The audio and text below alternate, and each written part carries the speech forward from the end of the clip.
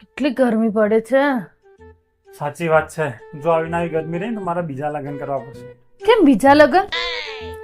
બીજા લગ્ન કરું તો ત્યાંથી એસી કુલર એવું કઈ આપે. આ માણસનો તો એનો જ ફાયદો શોધતો હોય છે. તારા માટેની વાત છે. મારે કોઈ એવું લગ્નનો હરખ નહીં. હું તો એકથી કંટાળ્યો છું. બીજીનો મોહ જ નહીં આપણને. તો તારા માટે કોઈના માટે સારું એ ના વિચાર આ જમાનામાં.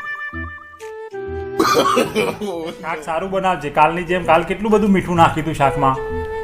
શાકમાં મીઠું વધુ નતું, મેં તો માપનું જ નાખ્યું હતું. શાક ઓછું હતું એમાં હું શું કરું? મારે તો કોઈ દિવસ ભૂલ હોય જ નહીં રસોઈ બનાવવામાં.